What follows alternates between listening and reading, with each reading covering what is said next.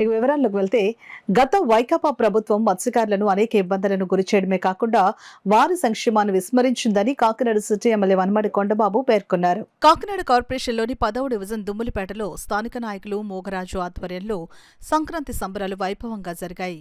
ఈ కార్యక్రమంలో Kakinada city MLA Vanamadi Kondababu ముఖ్య అతిథిగా పాల్గొని మహిళలు వేసిన రంగురంగుల రంగోళీలను పరిశీలించారు. అలాగే భోగి మంటలను వేసి ప్రజలకు సంక్రాంతి శుభాకాంక్షలు తెలిపారు. ఈ సందర్భంగా నాయకులు మోగరాజు అధ్యక్షతన జరిగిన సభలో సిటీ ఎమ్మెల్యే వనమాడి కొండబాబు మాట్లాడుతూ గత ప్రభుత్వ హయాంలో మత్స్యకారులు తీవ్ర ఇబ్బందులను ఎదుర్కోవలసిన పరిస్థితి నెలకొందని అన్నారు. మత్స్యకార సంక్షేమాన్ని వేట నిషేధ సమయంలో ఇవ్వవలసిన పరిహారం కూడా అరాకొరగా ఇవ్వడం జరిగిందని అన్నారు.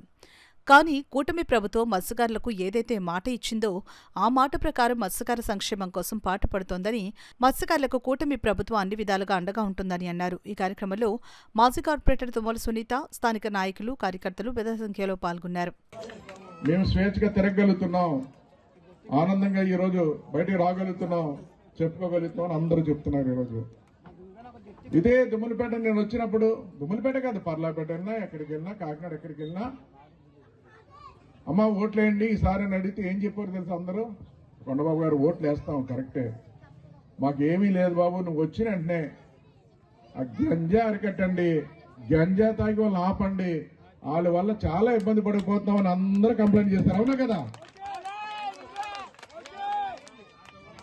గంజా మత్తులో ఏం చేస్తారో వాళ్ళకే తెలియట్లేదు, చాలా ఇబ్బంది పడిపోతున్నా, భయం వేస్తుంది బయటికి రావాలంటే చెప్పారు. అంతేందుకు ఇక్కడే డైరీ ఫార్మ్ సెంటర్లో మనకి స్టిచ్చింగ్ వర్కర్గా పనిచేస్తాడు, ఆయన పేరు సత్యనారాయణతో ఉంటాడు, దేవుడు కొడుకు స్టిచ్చింగ్ వర్కర్గా పనిచేస్తాడు, తండ్రి ఆయన వచ్చి నాకు మొరపెట్టుకున్నాడండి, నా కొడుకే నన్ను కొట్టేస్తున్నాడు ఈ గంజా తాగి, ఏం చేయాలో అర్థం కావట్లేదు కొండబాబు అని చెప్పడం జరిగింది. ఆ అబ్బాయిని తీసుకెళ్లేదో ట్రీట్మెంట్ ఇప్పించాన్నాం, అయినా మారలేదు. ఆఖరికి తండ్రిని కొట్టేస్తుంటే తండ్రే జైల్లో పెట్టమన్నాడు. ఇదే సీఏ గారు చెప్పి, బాబు జైల్లో పెట్టి అందాక భయపెట్టు, కంట్రోల్ చేయని చెప్పామండి. దేవుడి కొడుక్కి ఇక్కడ ఉంటాడు, సంజయ్ నగర్లో ఉంటాడు. అంటే తండ్రి మీద కూడా తిరగబడిపోయే పరిస్థితి వచ్చింది ఈ గంజాయి. గత ప్రభుత్వం పాలకులందరూ కూడా గంజాయిని బతికారండి. అలాంటి గంజాయిని కూడా అరికట్టాలని చెప్పి ప్రజలు కోరితే అధికారంలోకి వచ్చినండి పోలీసు అందరిని కూర్చోబెట్టి కాకినాడలో గంజాయిని దొరకకూడదని చెప్పి చేసి పెట్టేవాడు కూడా సందర్భాన్ని తెలియజేస్తున్నా. కారణాల వల్ల నేను స్ట్రబుల్ అయ్యాను, నన్ను ఆశీర్వదించారు, ముందుకెళ్ళమన్నారు. నేటికి కూడా ఆయన అడుగు జాడల్లో ఒక్క మాట కూడా జవదాటకుండా నేను నడుస్తున్నాను.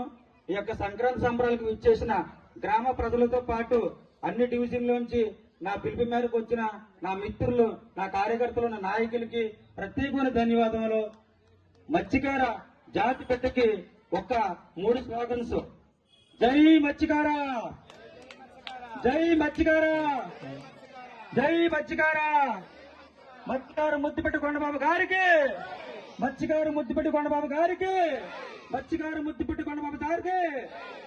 మరి అలాగే ఆయన అన్ని మతాలతో పాటు, అన్ని కులాలతో పాటు ఈ కాకినాడ తీర ప్రాంతాన్ని కూడా అందరినీ కూడా కాచి కాపాడుతున్నాడు.